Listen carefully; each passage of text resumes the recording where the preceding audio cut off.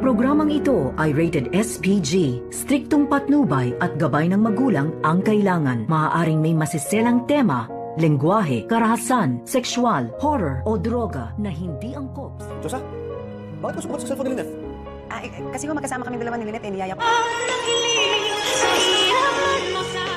Tila nagalit nga itong si Doc Carlos Benitez nang sagutin ni Josa itong cellphone ni Lynette at nagtanong nga ito na kung bakit siya daw ang sumagot sa cellphone ni Lynette at nasaan daw itong si Lynette.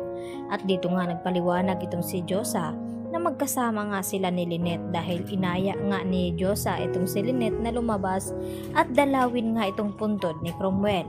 At dahil dito, nagtanong itong si Carlos kung nasa ang lugar ba daw sila.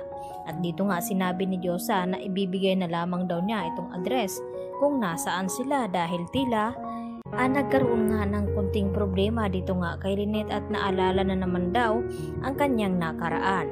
At hindi na nga nagpatumpik-tumpik pa itong si Carlos kaya agad na pinuntahan itong lugar na sinabi ni Josa at hanggang sa nakarating na nga itong si Carlos doon. At dahil hinabol ni RJ itong si Lynette upang kumprontahin kung okay lang ba daw ito at dito nga nagalit itong si Lynette dahil sa takot na baka maabutan daw sila ni Carlos. At dito na nga na pinayuhan ito ni Josa itong si Lynette na dapat hindi daw ganun ang gawin niya dito kay RJ. Dapat bigyan naman daw niya ito ng respeto, hindi porket takot itong si Lynette na baka mahuli sila ni Carlos. Kaya agad na sinundan ni Lynette itong si RJ at humingi nga siya ng pasensya. Kaya sakto naman na yun ang naabutan dito ni Carlos at hindi nga nagkamali dahil sa tindi ng selos ni Carlos ay nagawa niya ngang hilain palabas ng restaurant itong si Lynette at hanggang sa kanilang bahay nang makarating sila ay hindi pa rin natigil itong si Carlos sa kakadakdak dito nga kay Lynette.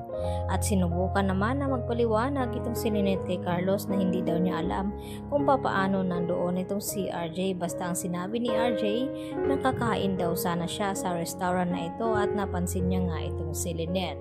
At hindi naman daw maniniwala itong si Carlos sa lahat ng sasabihin dito ni Lynette.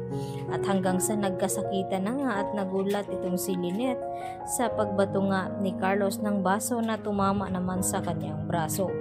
At dahil dito, agad na napatawag itong si Lynette dito nga kay RJ na sinasaktan daw siya di umano dito ni Carlos at pati itong si Annalyn ay ipinalam nga dito ni Lynette. At nagulat ang mga ito na makita nga itong si Lynette na may sugat sa braso at hindi naman hahayaan ni Annalyn na hindi pananagutin itong si Carlos Benitez sa ginawa nito at balak ngang magsampa ng kaso itong si Annalyn na physical injury dahil sa nangyari nga dito kay Lynette.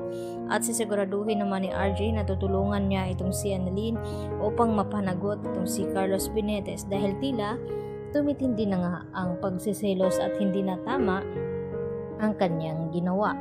Dahil hindi lang ngayong beses na ito na sinaktan niya itong si Lynette dahil pangalawang beses na nga niya na nasaktan itong si Lynette at hindi na nga palalampasin ni Lynette ang pagkakataong ito na dahil tila sa tindi ng selos ay nagawa ngang manakit itong si Carlos. Lalo pat pinag-iinitan nga ni Carlos ngayon itong si Annalyn Santos na hindi daw dapat deserve ni Annalyn na mapunta dito sa Japan kung saan ay tila hindi nagustuhan ni Carlos itong ginagawa ngayon ni Mang Pokwang at hindi natuturuan daw ni Annalyn ng maayos dahil tila ginawa ang ospital ang Eastern na charity dito ni Annalyn dahil sa mga pasyente na pinapakain nga dito ni Aling Pokwang. Kaya hindi niya ito nagugustuhan kaya palpak daw ang challenge na ginawa na inaccept dito ni Annalyn. Subalit hindi pa natatapos ang laban dahil sisiguraduhin nga ni Aling Pokwang na matutuwa itong si Carlos Benitez sa performance na gagawin nito.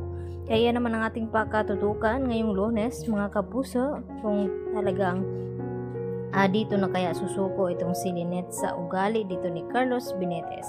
Yan na po aking karagdagang latest update today at maraming pong salamat sa inyong pananatiling panonood dito sa aking munting channel mga kapuso. At hanggang sa muli at huwag niyo po sanang kalimutan i-like at i-subscribe ang aking munting channel na ito. Hanggang sa muli, marami pong salamat sa inyong pakikinig.